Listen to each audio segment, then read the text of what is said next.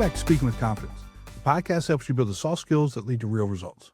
Communication, storytelling, public speaking, and showing up with confidence in every conversation that counts. I'm Tim Newman, a recovering college professor turned communication coach, and I'm thrilled to guide you on a journey to becoming a powerful communicator. For 81 episodes, I have talked about the importance of clear communication. But what if I told you miscommunication isn't always the enemy? That's actually the fuel behind viral memes, comedy routines, and even tough negotiations. Research and comedy experts note that many of the most effective jokes hinge on the audience briefly misinterpreting the setup before the reveal. And that small gap in understanding is what makes the punchline land. We've all been told that clarity is everything, especially in professional settings where miscommunication is treated as a problem to eliminate. And while that advice has its place, not all miscommunication is harmless. If it is handled carelessly, it can backfire or even cause offense. But when used with intention, leaving just enough room for your interpretation can work in your favor. Comedians play with timing, negotiators protect their leverage, and you can use it too. The question is how this works in practice, because sometimes the smallest bit of confusion can command massive attention. In today's attention economy, some of the most viral moments don't come from perfectly polished content at all. They come from short, ambiguous clips or images that leave people asking, what exactly is going on here? It's that unanswered question that creates a sense of curiosity, holding attention longer than a fully explained post ever could. Media analysts point out that the same effect drives viral memes and much of the so-called debunking turn online, where posts that lack context or appear misleading spark waves of commentary, fact-checking, and resharing.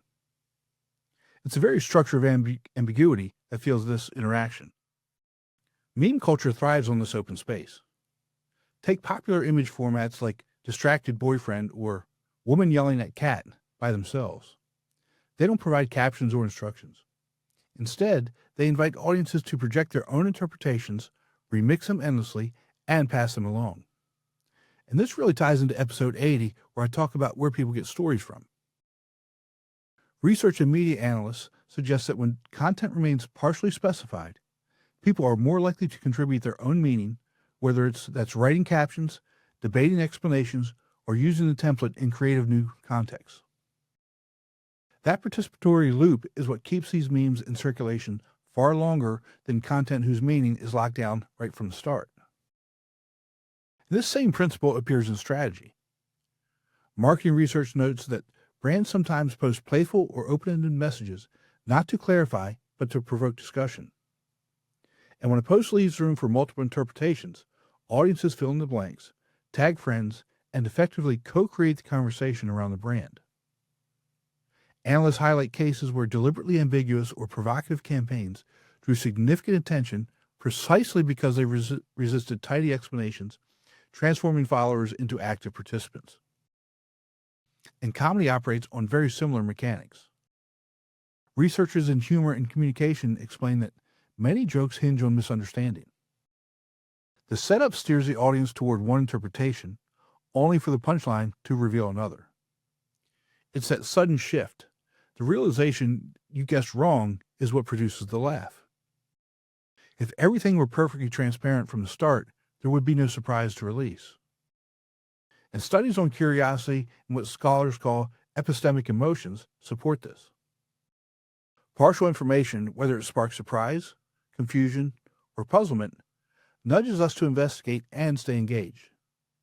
In other words, ambiguity is not just tolerated, it drives an exploration and it creates energy.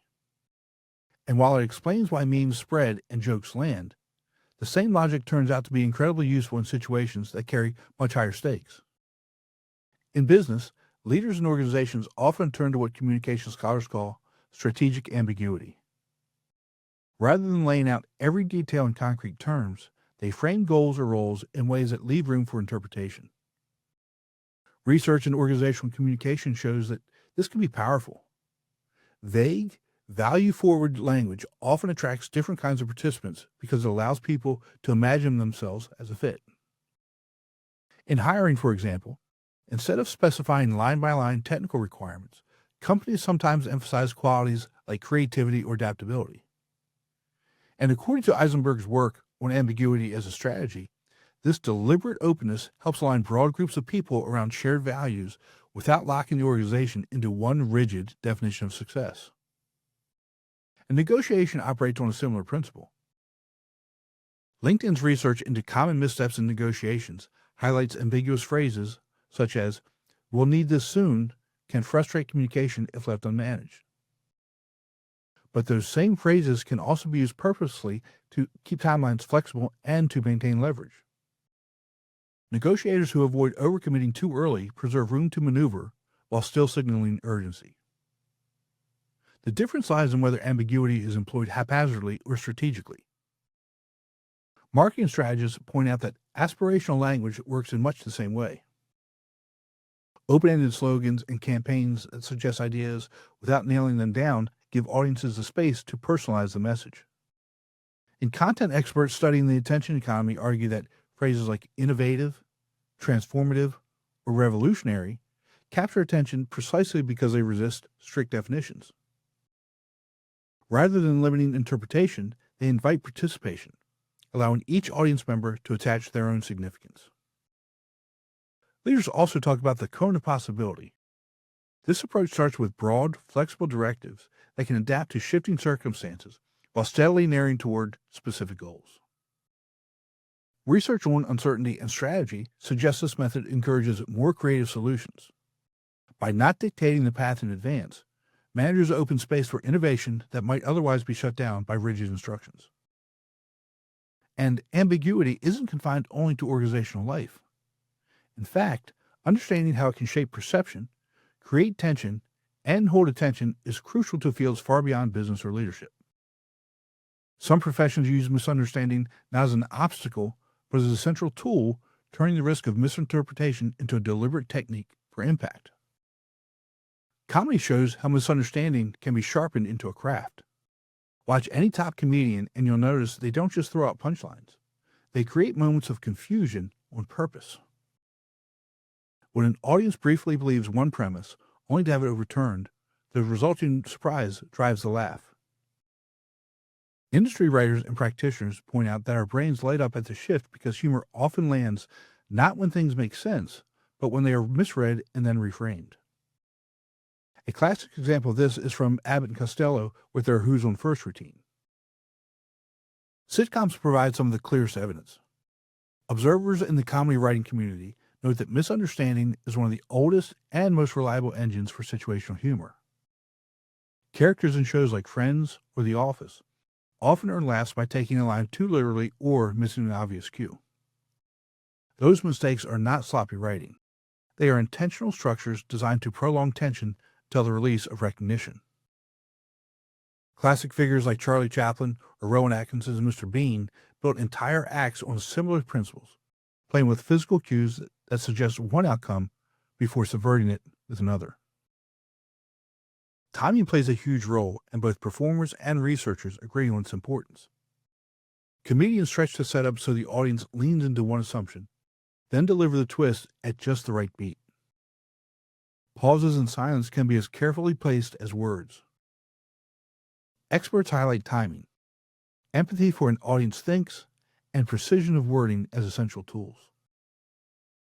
Each helps to guide misinterpretation just far enough for the revelation to feel sharp without crossing into confusion that breaks the joke completely. There's also the matter of memory.